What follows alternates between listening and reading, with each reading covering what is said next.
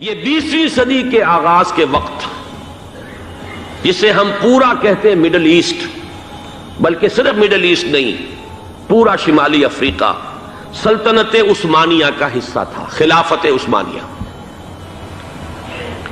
Libya, الجزائر، مصر، پورا حجاز، یمن، پورا عراق، شام، اور یہ شام ہی کے حصے ہیں در حقیقت، اردن اور لبنان، یہ شام عرب، عراق عرب، یہ پورا علاقہ خلافت عثمانیہ یہ اس کا حصہ تھا۔ پہلی جنگ عظیم میں انگریزوں نے عربوں کو بغاوت پر آمادہ کیا، غداری پر آمادہ کیا، انہوں نے خلافت عثمانیہ کے خلاف بغاوت کی، بیج بوئے ان کے دلوں کے اندر نفرت کے، ابھارا انہیں، تم ترکوں کے غلام کیوں ہو، تمہیں خود حاکم ہونا چاہیے، تم کھڑے ہو جاؤ، ہم مدد کریں گے، تم بغاوت کرو، تم ان ترکوں کے خلاف ہماری مدد کرو، ہم تمہیں آزاد کر دیں گے، تم اپنے پاؤں پر خود کھڑے ہو جانا۔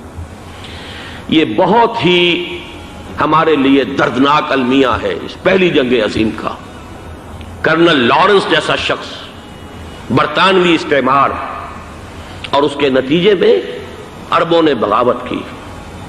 اور اس قدر دردناک بات آپ کو بتا رہا ہوں، میں پہلی مرتبہ جب سن 62 میں حج کے لیے گیا مدینہ منورہ میں، ابھی وہ ریل کے انجن کھڑے ہوئے تھے۔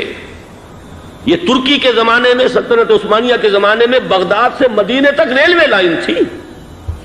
یہ پورا ایک عالم سلطنت عثمانیہ، صرف سلطنت نہیں، خلافت عثمانیہ، پوری ٹرینیں جو ہے ترکوں کی اڑائی گئی، ہزاروں ترکوں کو شہید کیا گیا، یہاں تک کہ صحن حرم میں شہید کیے گئے سینکڑوں ترک۔ یہ جرم تھوڑے نہیں ہے، معمولی نہیں ہے۔ آج جس کی سزا مل رہی ہے، معلوم ہونا چاہیے کہ وہ جرائم کون کون سے تھے۔ اب بھی جو لوگ گئے ہیں انہوں نے دیکھا ہوگا، ترکی کا قلعہ موجود ہے اوپر پہاڑی کے اوپر، حرم کا جو سب سے بڑا دروازہ ہے باب ملک عبدالعزیز، اس کے سامنے ایک لائبریری ہوتی تھی، اب تو غالباً وہ بھی گرا دی گئی ہے، اس کے پیچھے پہاڑی پر ترکوں کا قلعہ ہے پرانا، اس پر توپیں موجود تھیں۔ جب بغاوت ہوئی ہے، جو حرم میں آئے ہوئے تھے ترک فوجی، ظاہر بات ہے نہتے، وہ تو نماز پڑھنے آئے ہوئے تھے، ان کو وہاں ذبح کیا گیا ہے، اور ترکوں نے اپنی توپیں استعمال نہیں کی کہ کہیں بیت اللہ کو کوئی اذن نہ پہنچ جائے۔ بہرحال یہ غداری ہوئی ہے پہلی جنگ عظیم کے دوران، اور نہ صرف ترکوں پہ عربوں نے کی ہے۔ جیسا کہ میں نے کہا تھا، دو ہیں سب سے بڑے مجرم روئے ارضی کے اوپر امت مسلمہ کے طبقات۔ ہمارا پنجابی سپاہی بھی جا کر انگریزوں کی مدد کر کے ایلن بی کو قبضہ جو لے کر دیا بغداد کا، اس میں ہمارے مسلمان پنجابی سپاہی بھی شامل تھے۔ یہ خون چکاں باب ہے ہماری تاریخ کا اس صدی کا۔ لیکن اس کے بعد سلطنت عثمانیہ کے ٹکڑے ہو گئے، چیتھڑے ہو گئے۔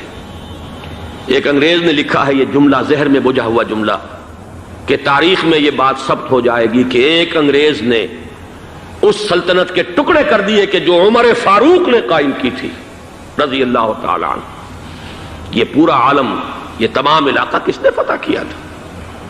یہ بات ہاتھ بدل گئے تھے، پھر ترک آ گئے، خلافت عثمانیوں کے پاس چلی گئی، لیکن یہ سلطنت تو حضرت عمر رضی اللہ تعالیٰ عنہ کے زمانے سے چلی آ رہی تھی۔ اس کو ایک انگریز کرنل نے، اور اس نے بغاوت پہ آمادہ کر کے عربوں کو اور ترکوں کے پیٹھ میں چھرا گھپوا کر ان کے ذریعے سے اور ٹکڑے کر دیے۔